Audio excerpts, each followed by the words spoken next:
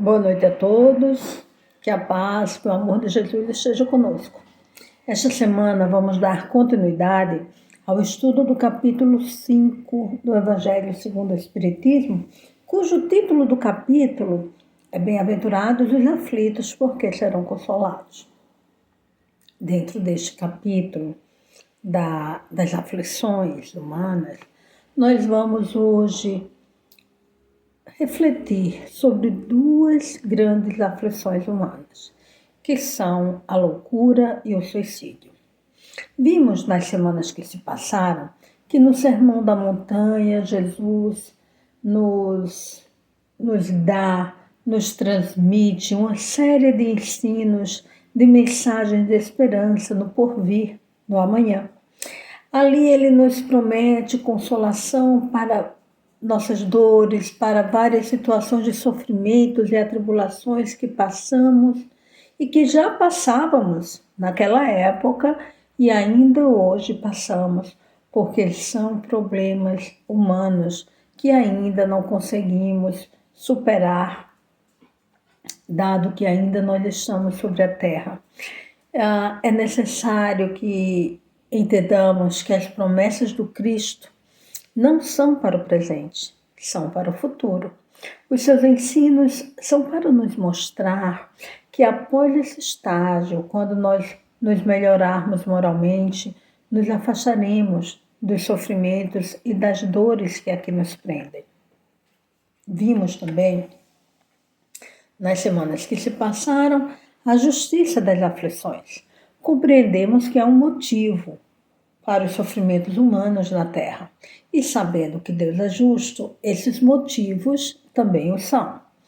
E mais, há um objetivo a ser alcançado com esta lição que o sofrimento nos traz. E esse objetivo, após alcançado, é a consolação para o nosso sofrimento, porque nos trará o aprendizado, o progresso e evitará que caiamos novamente.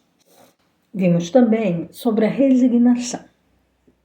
Resignar-se é ter paciência com o sofrimento, é não se desesperar, não se irar ou se revoltar contra Deus. Não é sinônimo de desânimo, não. Resignado é aquele que diante do sofrimento, com base, com confiança na bondade de Deus, faz tudo o que está ao seu alcance, tudo o que lhe seja possível para melhorar a condição na qual se encontra. Assim, a calma, a resignação e a fé, a confiança na misericórdia do nosso Pai, na providência que sempre nos ampara, nos dá uma serenidade, uma calma que funciona como um antídoto para a loucura e para o suicídio. E o Evangelho nos fala que grande parte dos casos de loucura são causados por não termos forças para suportarmos as vicissitudes da vida, os pequenos ou os grandes desarranjos, os desafios que nos são impostos e que temos que vencer para crescermos. Então, quando temos a visão clara, nítida, de que tudo na terra é passageiro e que nossa fé, confiança em Deus e no futuro promissor que nos aguarda, que nos espera adiante, temos forças para enfrentar as dificuldades que estamos atravessando. Conseguimos passar pelos problemas terrenos sem perdermos o senso, sem enlouquecermos e sem chegarmos ao ponto de tirarmos a nossa vida material. Com relação ao suicídio, o Evangelho nos ensina que grande parte dos casos que ocorrem se dão também pela desesperança, pelo descontentamento, por não termos forças para seguirmos adiante. A incredulidade, a dúvida quanto ao futuro, o apego às ideias materialistas também, que incutem nos homens essa ideia de que a vida é apenas o corpo, que a morte do corpo físico é o fim da existência. São essas ideias que produzem essa desesperança, porque retiram de nós a resignação, que é a razão para persistirmos. Essa ausência de fé, da confiança de que no futuro nós seremos felizes, se enfrentarmos com resignação estes momentos difíceis pelos quais estamos passando hoje, é o que nos leva ao desespero, ao ponto de tirarmos a nossa vida. Por isso devemos fortalecer a nossa fé, a nossa confiança em nosso Pai, em sua misericórdia, em sua bondade. E isso podemos fazer pelo estudo do Evangelho e das demais obras espíritas. Às vezes nós estamos passando por problemas graves, sofrimentos atrozes há muitos anos, há muito tempo. São decepções que se avolumam e que se somam muitas vezes a problemas financeiros, somados também muitas vezes a problemas emocionais, a problemas de convivência dentro do lar, a problemas de convivência no trabalho, e que nos faz pensar que a nossa vida perdeu a razão de ser. Neste momento nós precisamos desabafar, precisamos conversar, precisamos pedir a orientação de uma pessoa que não esteja envolvida no problema. E isso nosso Centro Espírita Allan Kardec nos oferece.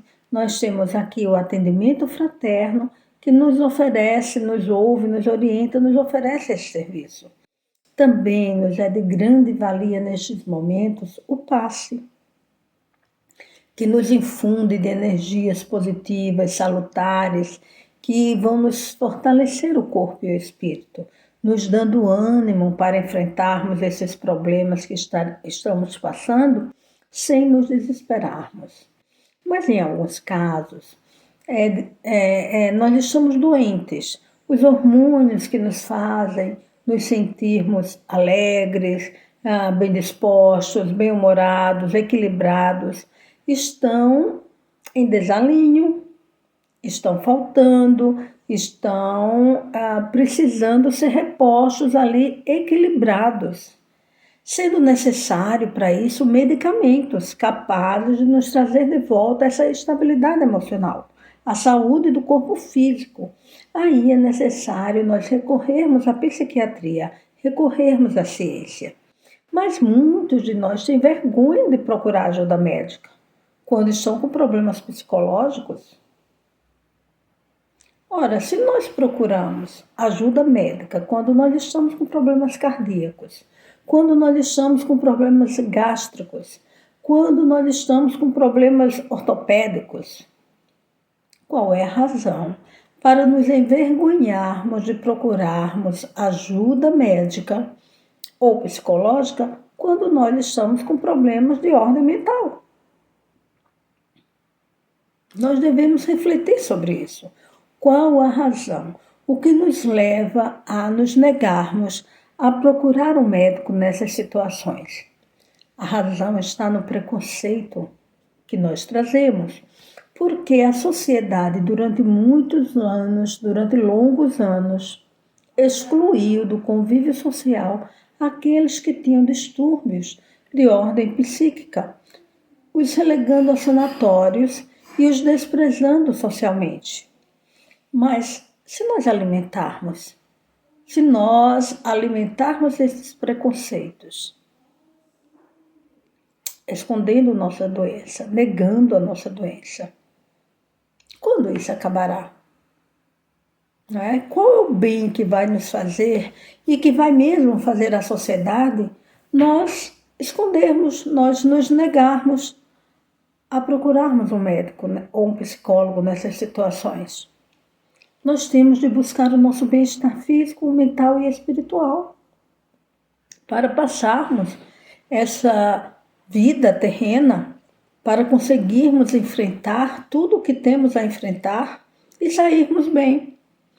No entanto, em alguns casos, nós não conseguimos, mesmo com toda a ajuda espiritual, com toda a ajuda dos amigos, com toda a ajuda psicológica, nós estamos no fundo do poço. E aí, nós não acreditamos mais que possamos sair daquele estado em que estamos e cometemos um ato deslocado. um ato de desesperança total, um ato que vai nos levar à morte do corpo físico. Nós cometemos este ato achando que matando o corpo, estaremos matando o espírito e estaremos nos livrando de todos os problemas que nos afetam. E aí nós temos uma grande decepção quando acordamos do outro lado da vida. Quão grande é a nossa decepção?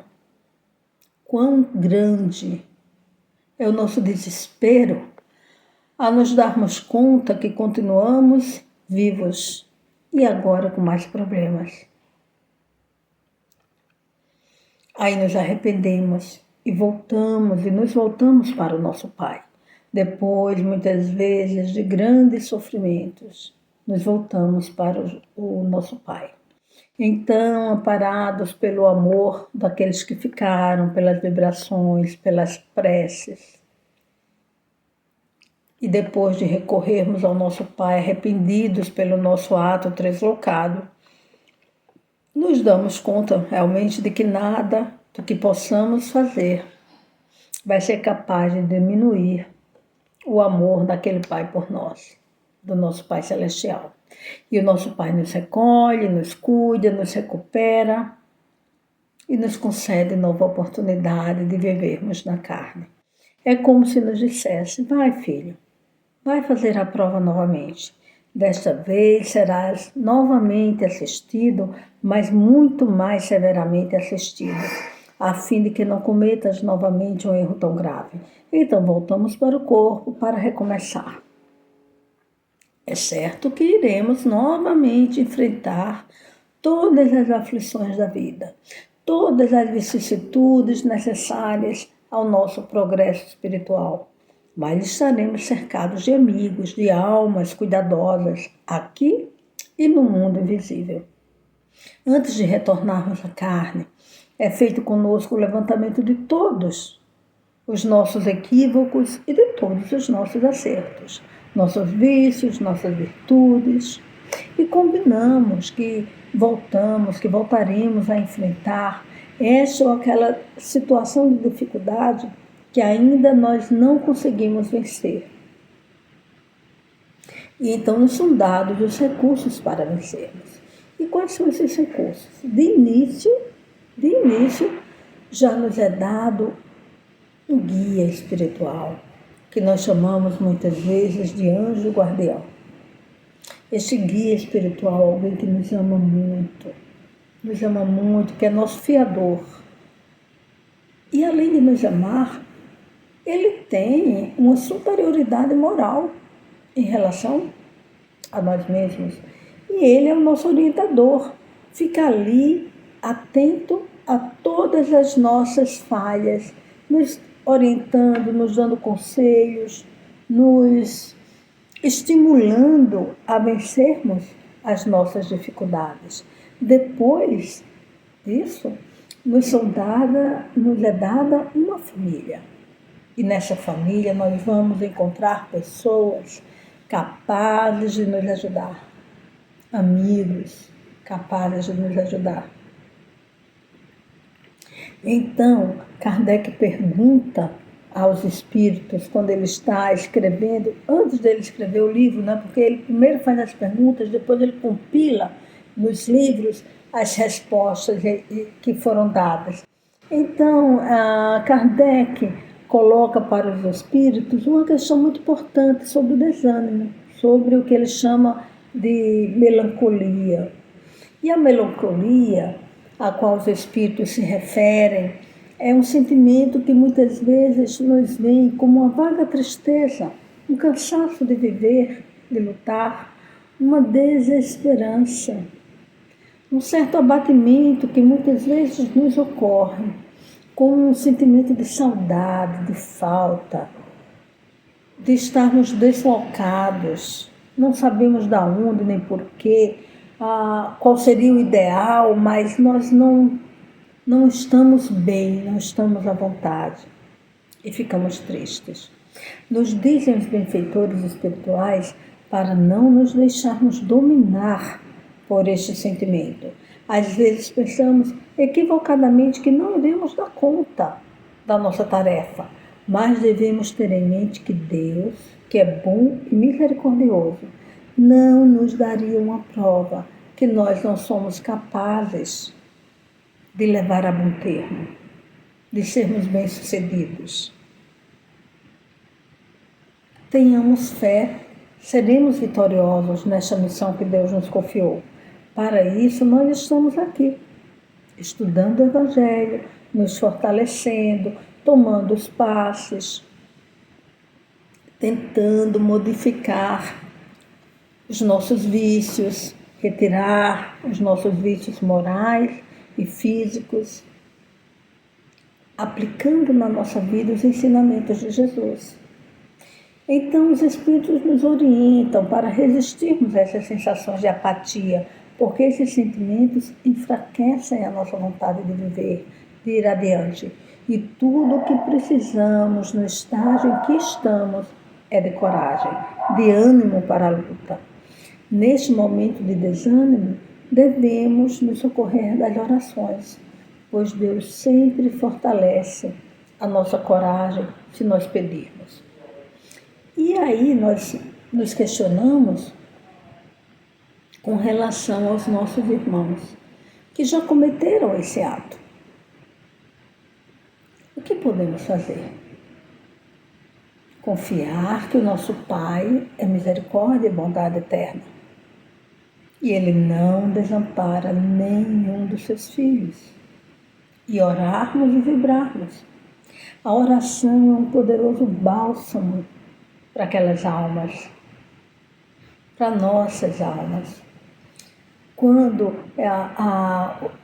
nós estamos sendo socorridos nos hospitais, nos prontos socorros espirituais, nós podemos ver as orações que fazem por nós. Nós recebemos os fluidos salutares das boas vibrações e das boas orações e das orações que fazem por nós. E essas orações, elas funcionam como um calmante numa chaga dolorosa, um curativo numa ferida aberta, acalma os nossos corações, cura as nossas dores, nos enche de esperança, de amor e de vontade de viver e de superar aquela dificuldade que ainda não conseguimos. Assim, se temos um Pai de bondade imensurável, se temos o nosso guia, o nosso anjo guardião, se temos os demais recursos físicos e psicológicos que o Pai nos propicia, e ainda temos a oração que nos põe em contato com os amigos que estão no plano superior, com Deus, nosso Pai. Não vamos nos desesperar, vamos na luta. Estamos cercados de recursos espirituais, de infinito amor que nos dará forças para cumprirmos a nossa jornada. Afinal, sabemos que esta encarnação é uma pequena jornada na vida que jamais se extinguirá. É uma pequena fase que estamos passando e tudo passará. Todos os problemas que temos hoje passarão. Sigamos em frente, confiantes em nosso Pai e em sua misericórdia, pois bem-aventurados são os aflitos, porque serão consolados. Obrigada, uma boa noite a todos.